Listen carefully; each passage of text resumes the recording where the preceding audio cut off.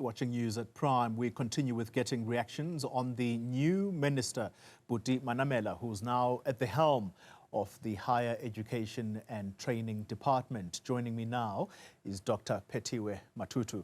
She is CEO of Universities South Africa. Dr. Matutu, good evening to you. Thank you very much for your time. Before we reflect on the new appointment in the Higher Education and Training Department, can I just get a glimpse of what it was like to work with Dr. Nobuhle Ngabane? How would you describe the working relationship between yourselves and her? We had a relatively good relationship. However, the inexperience in some areas did come true, particularly when it came to the implementation of the legislation. When you say inexperience came through, I wonder whether your reflections are similar to what we are about to hear. A little earlier, we spoke to one of the people that watches this space, Ahmed Esop, and this is what he had to say about the experience of working with Dr. Nobuhle Ngabane. Let's take a listen first. Well, for a long period, she was nowhere to be seen. Earlier this year, when the new academic year started at universities, she was rushing around to various institutions who normally at the beginning of the year face various issues relating to registration, accommodation in terms of students. She was instructing vice chancellors what to do and what not to do, which is not her role to play. She was, in a sense, interfering in the operational management of institutions. The minister has every right to ask institutions to account for what is happening, but it's inappropriate for the minister to be rushing around, instructing vice chancellors what to do, and in some cases, instructed them contrary to higher education policy of her department. Was that your experience as well? Of course, there are certain areas where the minister did not do well in terms of implementing the legislation or policies of the department. I'll just cite one example where she issued a letter to the effect that there should be no fee increase for this financial year. That's the role of the councils. In terms of how the fees have to be managed, the financial responsibilities of universities. It's not the minister's role.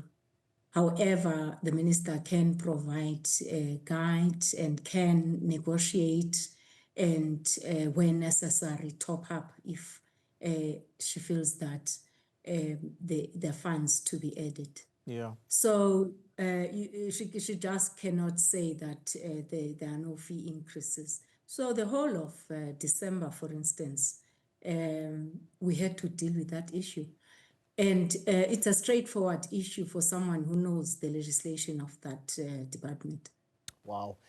You hear Ahmed Esop there saying she instructed vice chancellors, and that is not her role. You are the head of Universities South Africa. Were vice chancellors frustrated with her? The issue when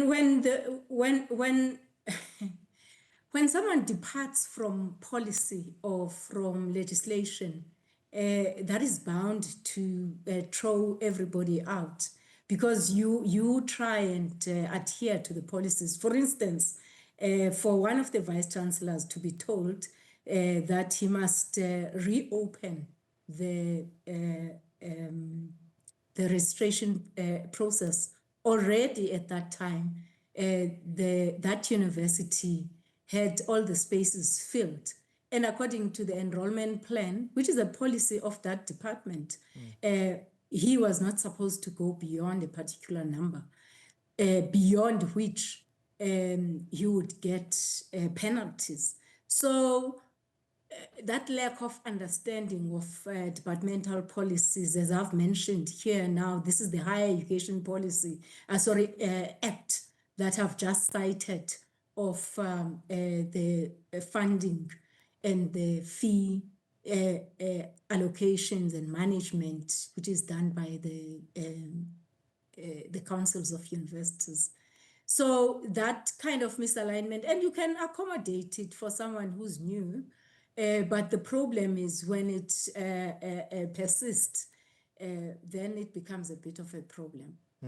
It sounds like you were dealing with someone who didn't even bother to consult, at least in trying to understand the space. Well, in come the new minister who has been deputy in this space for some time. Buti Manamela, are you confident that this is someone who has relative knowledge of what they are walking into, and are you anticipating a better working relationship? Certainly, Minister Manamela has been in this role for quite some time, and he's aware of what the issues are.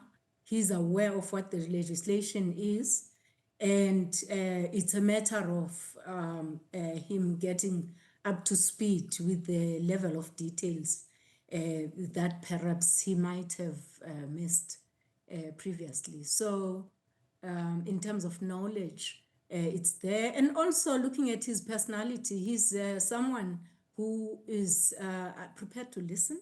Yeah. So I do think that it should not be that much of a problem to work with him.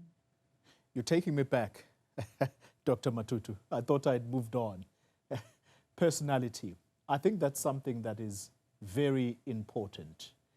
Yes, we can work and implement legislation, but we're human beings at the end of the day. It sounds as if you're pointing to the character of former Minister Ngabane. Was she someone that didn't want to listen? Someone who pretended to know the space she was in? It's not even about that, it's about any role. When you are new in a role, in the case of Minister Manamela, he has been there for quite some time, but there will be intricacies and details and complexities that will require him to listen. So, as I'm saying, looking at his personality, that should not be a problem. It has nothing to do with the previous minister. I'm saying in this case, that is required for us to move with speed within the role. Yeah. It would seem that the most contentious issue within the higher education space, half of the time, it is NSFAS, students feeling that they are attended to late in the day and there is no proper planning around this. How do you think you are going to manage that space with this new minister, whom you say has an understanding of the space, but also you mentioned issues around personality, that he comes across as someone who's willing to listen? Do you think that that could be managed better with someone whom, as you say, is willing to listen?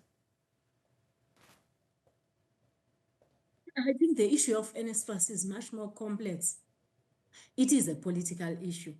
If it has to be led, it has to be led from the level of the presidency. Because the first president who started this NSFAS was President Zuma. And that happened within a context of not having done any form of calculations in terms of sustainability. Right now, NSFAS funding is more than the funds that are allocated to universities by government. I'm talking about by the Department of Higher Education and Training, which should not be the case. And and you find out that on a year-to-year basis, there are shortfalls to this NSFAS. So the issue here is to get the political leadership at its head to look into this thing and to find a way of getting a much more sustainable way of funding students from previously disadvantaged background. Dr. Matutu, I'm letting you go, but you'll forgive me for sounding a little dramatic here. But what you are saying, it actually changes things a little bit, if not by a big margin, because the executive head of higher education and training is the minister. But you are saying that actually this issue should not belong to this department. It should actually be taken straight to the presidency and handled at that space. Am I hearing you correctly? And is that the wish that you actually want to see happen? I'm not talking about the operations of NSFAS. I'm talking about the decision-making, as I'm saying, where NSFAS funding has far exceeded the funding that we get from government. Wow. That is not supposed to be like that. Yeah. Ideally for you as universities, last question, ideally for you as universities, how should this have been introduced and, more importantly, funded? What should this model have looked like? There are two task teams which were appointed by government. There was the HEHA Commission, there was the ministerial task team, which was appointed by Minister Nzimande, headed by Professor Mtose.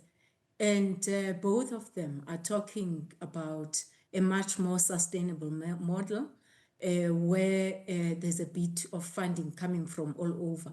There is an injection of funding beyond government, partly loans, partly other sources, and then partly government. Very interesting conversation indeed. Dr. Phethiwe Matutu, CEO of Universities South Africa. Thank you very much for your time.